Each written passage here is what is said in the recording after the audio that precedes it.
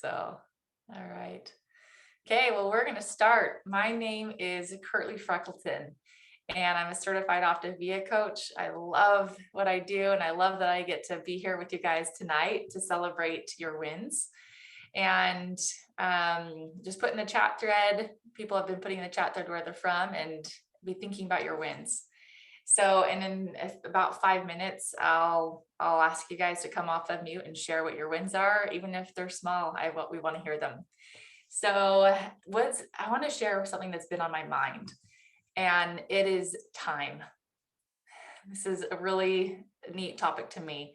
So, blink or smile or raise your hand if you've ever said, "I don't have enough time for that." I see Paula. She's admitting I've said that. I see Scotty. I've said it multiple times. I don't have time for that.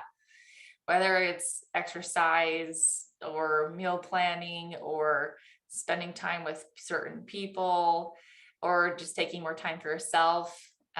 One common thing that I hear myself saying is I don't have enough time to leisurely read. So time, it really caught my attention. Like the lesson about time really hit home when I had my first child, and she's 4 months old.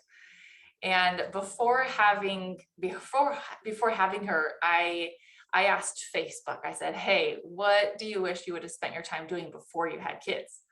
Because everyone said, I often hear parents saying, "Oh, before I had kids, I had all the time in the world, and I wish I would have done this or that."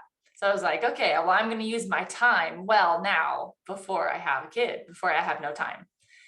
The answers were interesting on Facebook, and I'd be curious what you would say. Put in the chat thread just for fun. If you didn't have kids or if you had more time, what would you spend your time doing? So I was curious how it would be. We had our first kid, a little Ellie, 4 months old, and something surprised me. What surprised me was I had the exact same amount of time before and now. And I had the same excuse, is I don't have enough time for this before kids, and I still don't have enough time with a kid.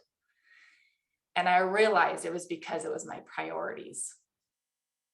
That was the only difference. Is whatever I wasn't doing when I had more time, it's because I didn't prioritize it.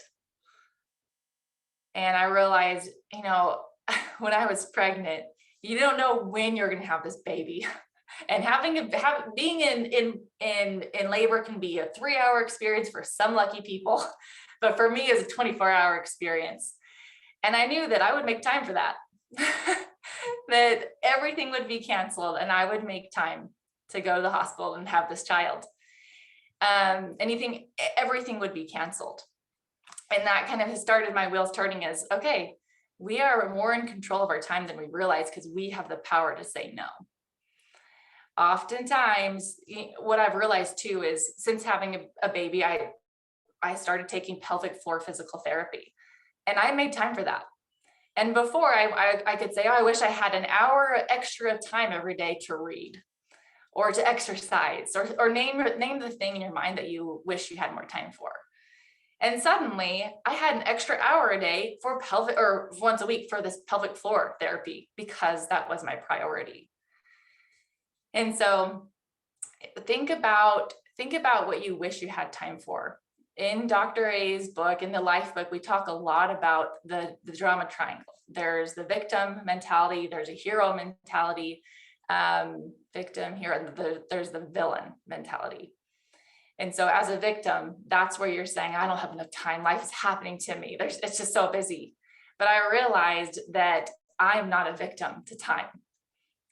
I'm a creator. And if something is important to me, I can absolutely 100% make time for it. And you can get creative. So I want to tell you this to empower you to know that if you're feeling bad for yourself because you don't have enough time, that you can look at your schedule and say no to certain things and that you can create time. But it's after you take full accountability that you'll start to realize that. Before, I wished I had more time to do crafts. I love to do arts and crafts, but it's not a huge priority to me. And so it just kept on not happening. And so I knew a friend that also wished she had made more time for arts and craft. So guess when we made time for it?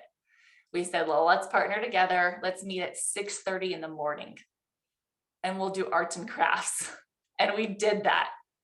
And I know something's more likely to happen if I partner with someone.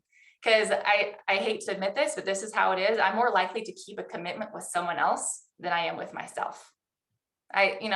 Ideally, I would be better at keeping commitments with myself, and I put on the schedule a date with me to craft, I'll do it. But oftentimes, other things come up and I'll be like, no, that's okay. It's just with me. And so when I'm serious about doing something, I'll say, hey, let's meal plan together at 3:30 on Friday. And they come to my house and we meal plan. So I just want to challenge you guys to look at your schedule, make time. Dr. A talks about putting those big rocks in your calendar, in your day. Make time for the things that are really important to you. And also realize that you have the power to choose. And so if you're choosing to do something else instead, then own it and stop complaining and stop feeling bad for yourself or wishing. And you look at the thing and say, this is more important to me. That's why I'm doing this right now in this season of my life. And then you'll feel happier about it. A while ago, I was feeling bad for myself, or whatever the emotion is, because I was doing so much laundry. And then I thought, well, this is my choice. I want clean clothes. And instead of saying, oh, I have to do this, I changed the vocabulary to, I choose to do this. And that helped me feel like more the creator in my life, more the dominant force in my life. All right. One quote that really is inspiring to me is, time flies, but you're the pilot. And so just remember that you're the pilot, and there only is now, and look how rich we are in it. We've got a lot of now that we can do something with. So anyways, I hope that gets your thoughts spinning and thinking how you want to spend your time, because time is a very valuable resource for us. Okay, so we are going to transition to wins of the week. I would love to hear what your wins are, however small they are. It's really important to think about that and reflect. It helps you, what you focus on is what grows. And as you set that intention, announce them, and celebrate them, the more you'll see them, the more you're going to have them, because we get what we look for. So who would like to share a win that they've had this week? Just come off of mute or raise your hand in the chat.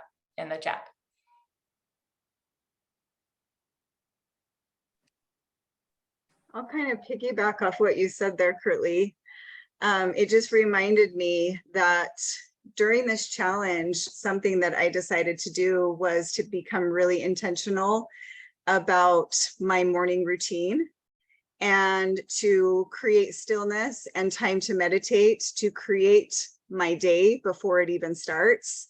And what I found by doing that is that because I'm so much more intentional, we only have 24 hours in a day, but I'm getting so much more done because I'm starting my day already thinking about what it's going to be, so I don't get as distracted.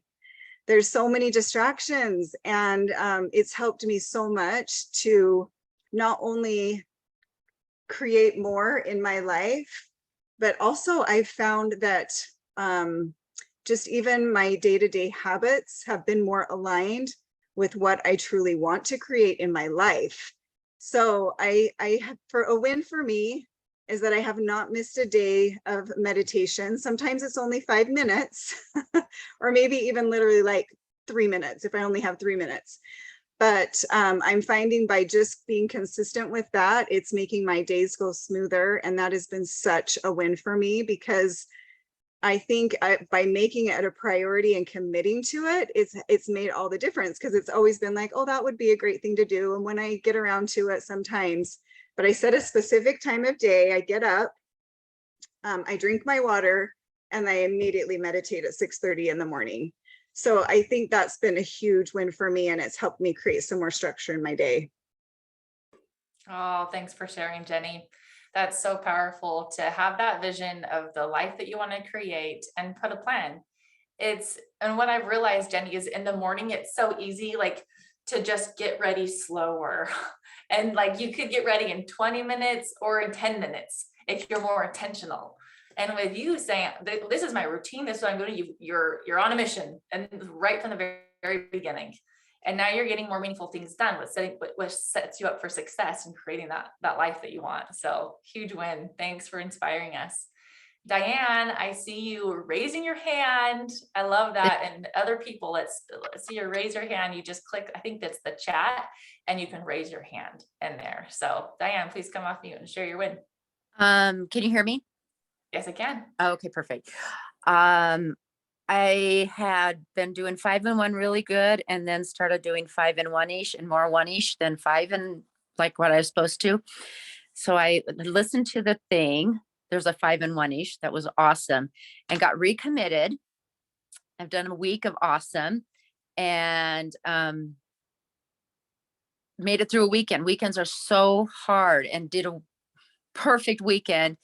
And we had family pictures this weekend, and it was so much fun because I loved them all. Usually it's like, oh, that one, I have to hide behind the kids. And does my face look fat? And do I look fat? And we did one of all just lined up walking, and I loved them all. It felt so good. Oh, Diane, I'm so glad to hear that. Doesn't that feel nice? I don't know if anyone else here right now is experiencing hating to get their photo taken. And the Diane's inspiration that, hey, keep on getting healthy, keep on working on that. And one day you'll love getting your photo taken. And I bet, Diane, you wouldn't have believed someone if they told you. And if in a few weeks or months, you'll love this and love family photos and make it a good experience. So good job. And thanks for reminding us about the 5 and 1-ish. That's a big deal. If you're feeling like you're just spinning your wheels, then talk to your coach about that. So I appreciate that. All right. Who else would like to share a win? And don't be shy about putting your win in the chat thread if you'd prefer that. Even if it's a small thing, celebrate yourself, you guys. This is what's fun. Adults don't celebrate themselves. Sometimes you think you're bragging, but it's not. Let's celebrate, and that inspires other people to celebrate themselves. Who else? So I'll share. Awesome, Sherry. So I have a kind of a fun little side note to my win. I dedicated myself to show up and walk at least 3 times a week, no matter what. And this week I'm going to try and do it every day. But I put my dog's harness on her today. She has a non-scale victory. Her harness is loose. She's lost a pound because she's my buddy and she walks with me. And so I'm just so proud of her because I put her on a healthy diet too, and she's doing so well. I love you, Sherry. You don't know this. Show you. Let's see. Yeah, let's see. My camera so you can see Gladys. Oh, this is so fun for me. Okay, so here she is. Oh, it's a pug even. So she's a lot of fun. Oh And my goodness. I love pugs. Yeah, she's lost a pound, so good girl. That's fantastic.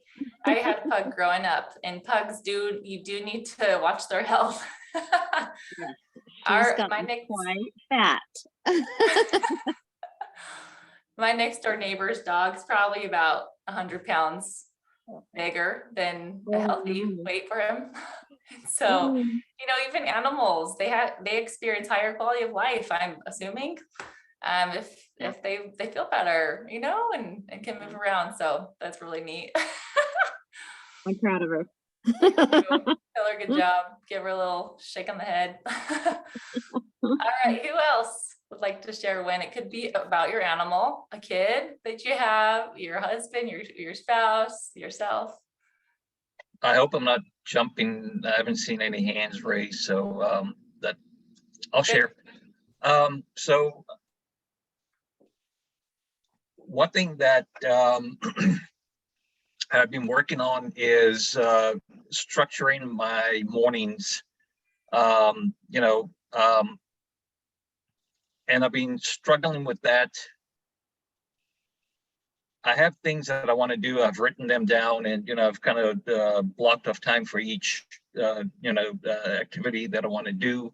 But it just felt like I didn't have that structure.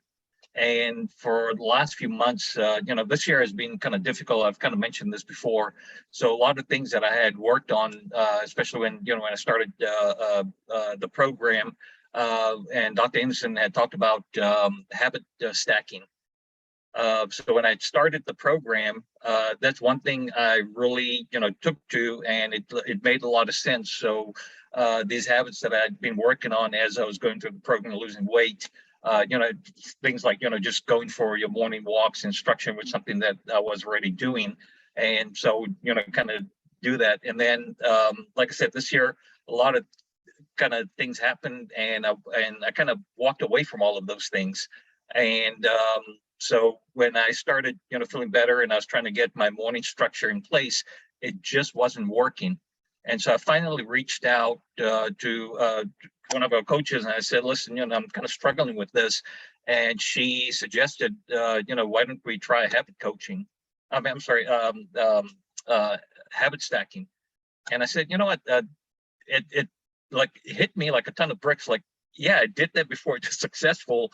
I don't know why I didn't think of it before, and again, this is like, a couple of months of it just being kind of all over the place in the morning. So I sat down with her and, made a list of the things that I wanted to do in the morning.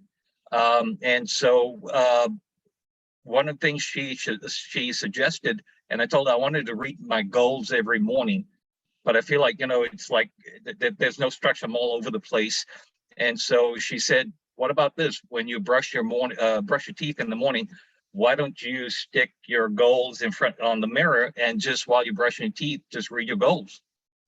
And I said, okay, you know what? That kind of makes sense. So I did that, and I started last week, Tuesday, and every day since last week, Tuesday, I had been sticking my goals on the mirror while I'm brushing my teeth, and I would read my goals.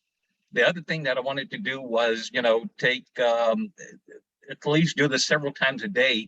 Just take some time to take, 5 or 6 deep breaths, and just kind of calm myself down, and just take a minute just to like be content with where I am. Perfect. And she said, why don't you do that? So that's what I ended up doing. So habit stacking really worked out. So I hope people, Yeah, that's perfect. And that leads right to what we're going to be talking about. And by the way, Darshan's kind of famous in our community. So listen to what he says. That's great advice, is habit stacking. What can you habit stack? What you're trying to do, how can you pair that with something that you're already doing? So thanks for sharing that reminder. All right, we are just wrapping up, and I just want to say this real quick. All of you people on tonight, big applaud. I applaud you. I laud you for showing up. This is a 90-day challenge. We had a lot more people in the beginning, and we are leaning through these people who are really committed, and that's you. You're showing up. I'm really proud of you. You create great things in your life when you focus on one thing for a long time. So glad that you're here. And I want to mention this, what Jared put in the chat thread is a big rock in his schedule. He put was Cancun coming up. Our show up challenge, November 10th through 13th. We invite you all to come with us. Work on personal progress, be with people who love to progress and make their lives as great as it can be. So we're going to wrap up just by getting grounded, like Darshan was talking about. We're going to do some deep breathing and some visualizing. So do this with me. We're just going to take 3 belly breaths. And so just relax your body right now, kind of feel whatever is touching the ground right now. Feel that. You might be sitting down, you might feel your feet on the ground. So take a big breath in your nose and then out your mouth.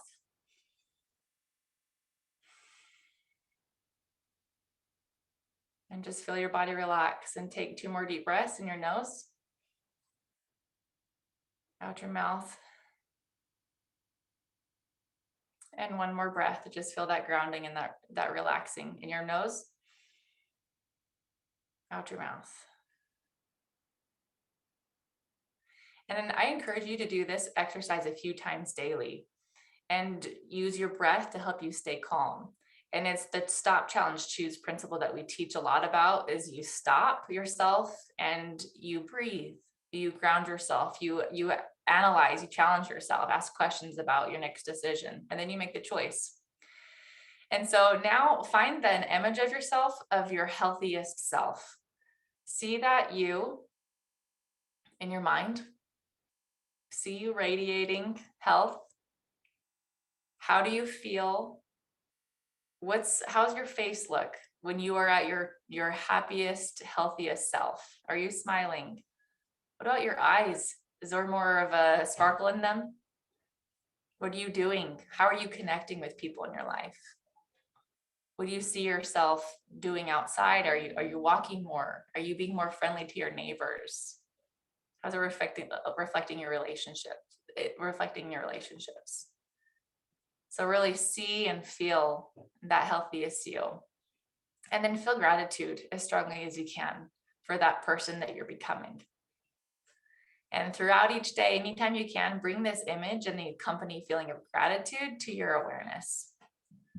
And say positive things like, I'm so grateful for my health. I'm getting healthier in all ways. I'm loved.